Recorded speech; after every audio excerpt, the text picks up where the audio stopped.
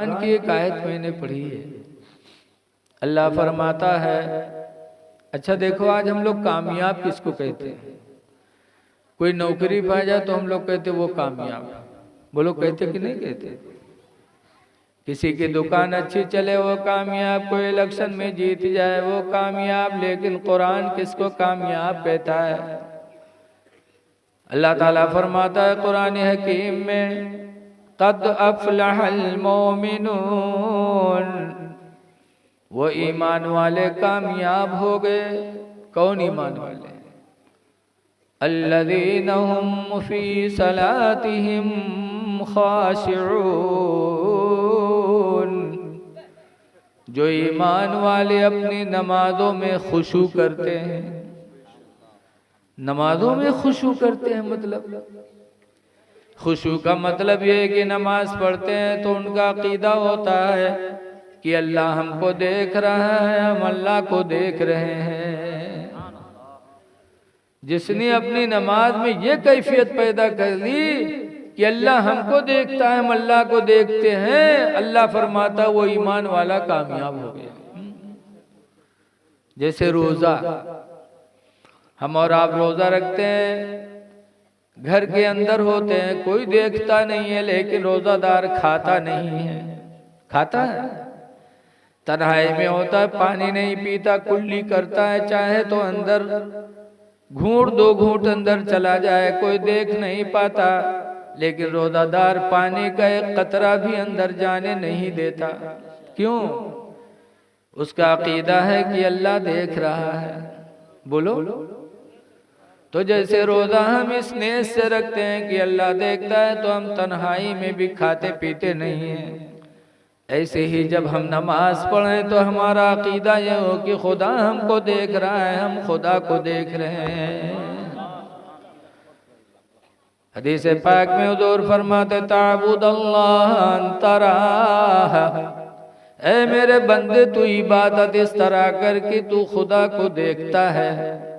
व इल्लम तकुन तराह, और अगर तेरा अकीदा इतना पक्का न हो तो इतना सोच ले कि फ़इन्नहु यराका, कि वो तुझे देख रहा है। नमाज में कुछ इधर उधर न करो। हमरे खन्ना पुरवा में यहाँ पहले बत्ती न रहा, मोमबत्ती लगत रहे, नमाज पढ़ावा जाता रहे। 2 रकात पढ़ाए न, तीसरी रकात में यहाँ मोमबत्ती बुझाएंगे, मस्जिद में अंधेरा। और के बाद जब सजदा में यहाँ गए तो उजेर लगा, तो हम मन में सोचे नहीं उजेर कहाँ से गया। बहरहाल 4 रकात पुरिया, जब सलाम फेरन तो देखा कि बैटरी जले। तो हम कहे नहीं बैटरी को जलावा है हो।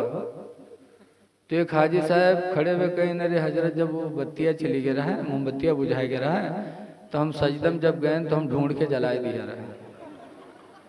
अब बताओ, पढ़ा थे नमाज और बैटरी ढूंढा थे वही में, और उनके नमाजों हो जाते। नमाज मोमिन पढ़े तो ये सोच ले कि अल्लाह हमको देखता है, हम अल्लाह को देखते हैं। खुशू करो अपने दिल में।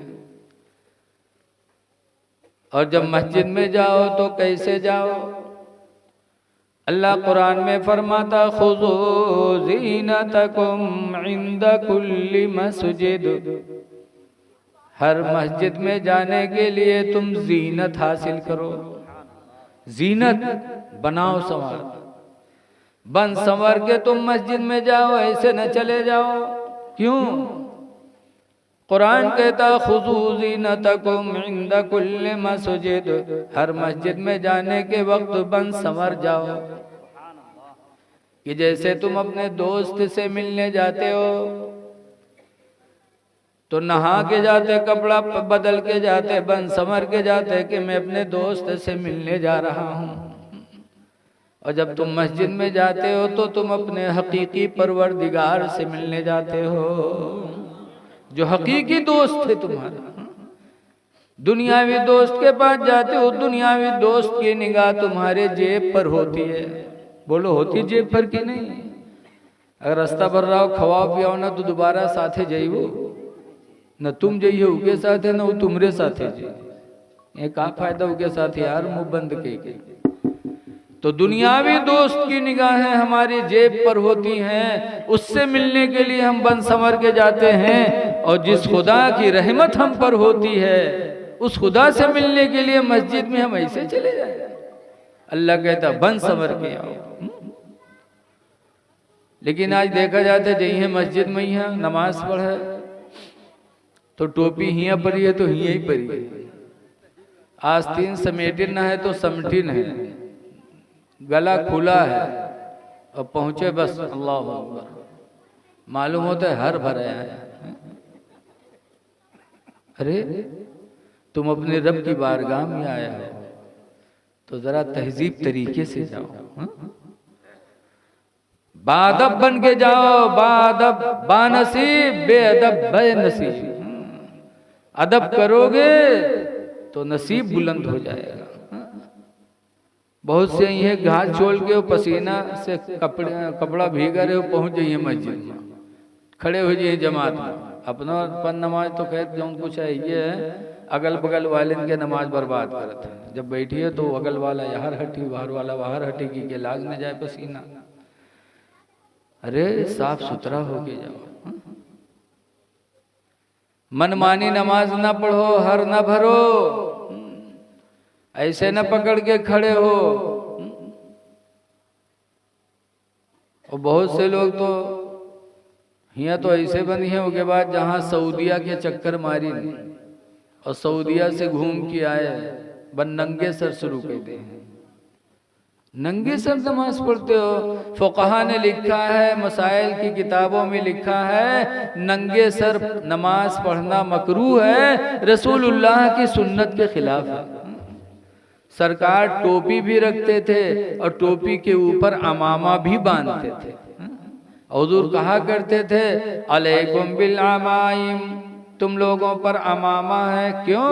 फ़इन्नहा सीमाउल मलाइका, इसलिए कि अमामा ये फरिश्तों की निशानी है। नबी साफा बांधे टोपी रखे, उनका उम्मती नंगे सर पड़े।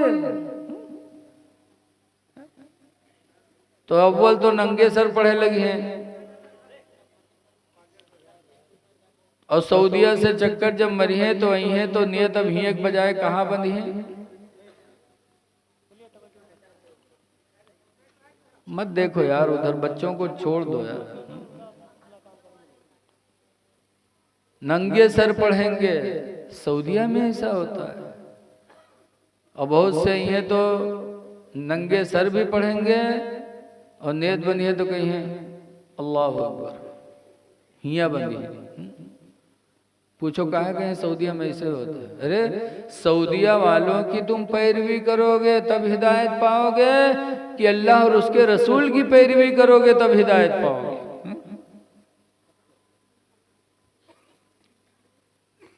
कुरान करीम में है मन युतिल्लाह व रसूलह, जिसने अल्लाह और उसके रसूल की फरमा बरदारी की, फ़क़द फ़ाज़ फ़ौज़न अज़ीमा, तो वो बहुत बड़ा कामयाब हुआ। सऊदिया वालों की क्यों बात करते हो? सऊदिया में चोर नहीं है, जानी नहीं है, हर तरह के इंसान है। जहां इंसान है वहां गुनाह होता ही है। तो इंसानों को न देखो, सऊदी वालों को न देखो, हिंदुस्तानियों को न देखो, बल्कि अल्लाह और उसके रसूल का फरमान देखो। सीना पे नियत बांधते हैं। इमाम आदम अबू हनीफा ने 17 हदीसों से साबित किया है, हजरत अली की रवायत है कि हर नबी की सुन्नत थी नाफ के नीचे नियत बांधना। ये अल्लाह जाने कहाँ से सीखिया होता, यही बनी। एक हाजी साहब थे, बेचारे गोंडा के थे, बहुत नेक थे लेकिन पढ़े लिखे कम रहे। एक जगह मेहमानी में गए और वहाँ नमाज के टाइम आएगा तो चले गए मस्जिद में नमाज पढ़े, और वहाँ गए वजू बने, जमात होता रहा है। जब जमात के पास गए तो देखा सब हियाँ नियत बांधे। तो हाजी साहब जाहिल आदमी बेचारे परेशान कि हाँ जिंदगी गुजर गई हियाँ बांधे बांधे, और ये सब हियाँ बांधे, अब हम का करी। थोड़ी देर सोचिन वही मिल गई, मिले तो हाजी साहब शुरू की अल्लाहु अकबर। अब जब मूड़े में नियत बांधे ना हाजी साहब तो अगल बगल वाले घूर घूर देखे हर बार, लेकिन हाजी साहब बिचरो बांधे ठाड़। जब नमाज खत्म है, इमाम साहब सलाम फेरें तो सब हाजी साहब पर घूर घूर निगाह डाले। तो हाजी साहब कहने भैया काहे गुस्सा आता, इन बुढ़ा कहीं का नमाज पढ़े है कि मजाक करे आए रे, कहीं काहे भैया, कहीं मूड़े में नियत काहे बांधे। तो हाजी साहब कहने भैया जिंदगी गुजर के बुढ़ाए के हिया बांधे बांधे, अब आज तुमरे हिया आए तो देखा तुम लोग ऊंचे बांधे हो हिया, तो हम सोचन मालूम जत्ते ऊंचे बांधो वत्ते ज्यादा सवाब मिलते का, तो हम सोचन हम ये न बांध ली जो सब सवाब हमका मिल जाए। तो सब चुप। तब हाजी साहब ने डांटा, कहा नालायको, अल्लाह ताला ने मर्दों के ख्वाहिशात को नाफ के नीचे पैदा फरमाया, लिहाजा सुन्नत नबवी है कि नमाज में मोमिन नाफ के नीचे हाथ बांधे ताकि नफ्स दबा रहे, नमाज में बुरे ख्यालात न पैदा हों। और औरतों के ख्वाहिशात को अल्लाह ताला ने सीने में रखा है, लिहाजा औरत हालत नमाज में सीने पर हाथ रखे ताकि नफ्स दबा रहे और बुरे इरादे न पैदा हों। और तुमरे सीने में अल्लाह का धई धी से जो हिया बांधे ठाड़। ऐ लोगो मनमानी न करो, नबी की सुन्नत के मुताबिक नमाज अदा करो और खुशू के साथ अदा करो। कुरान कहता कामयाब वही। लेकिन ये कब हमको तुमको ये दौलत मिलेगी, जब हमारे अंदर दीन की तालीम होगी। आज हम लोगों में बड़ा रोना है कि मुसलमान के बच्चे अगर दुनियावी तालीम पढ़ेंगे तो दीन की नहीं पढ़ेंगे, और दीनी तालीम पढ़ेंगे तो दुनिया की तालीम नहीं पढ़ेंगे। इसीलिए आज हमारा मुस्लिम माशरा पीछे जा रहा है। मदरसा चले गए तो मदरसा में ले दे वही कुरान शरीफ, वही उर्दू की तालीम। उन्होंने हिंदी अंग्रेजी नहीं जाना तो आने वाली जिंदगी उनकी अंधेरे में रहती है, दुनियावी। और स्कूल में गए, अरबी दीनी तालीम नहीं पाया तो दीन के एतबार से वो कोरे रह गए।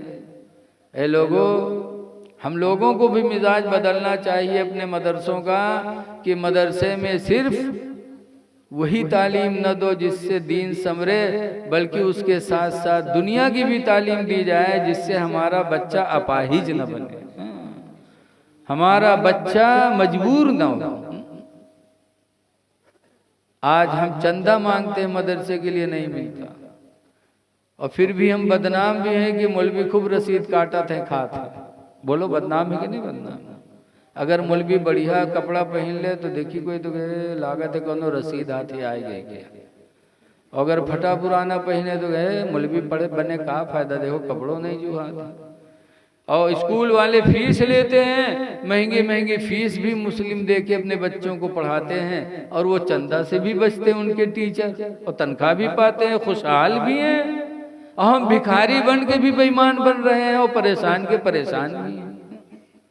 वजह यही है कि हमने मदरसों में वो तालीम खत्म कर दी, सिर्फ एक मौलवी रख लिया। बेचारा एक मौलवी क्या पढ़ाएगा? बड़ा अफसोस है। दीन का होना बहुत जरूरी है। तो अल्लाह का शुक्र है कि आप लोग यहाँ जमा हुए हो। ऐ लोगों, याद रखो, जिंदगी और मौत का कोई सहारा नहीं है। बोलो, खुदा जाने किस वक्त बुलावा आ जाए, तो तैयारी कर लो, तैयारी कर लो।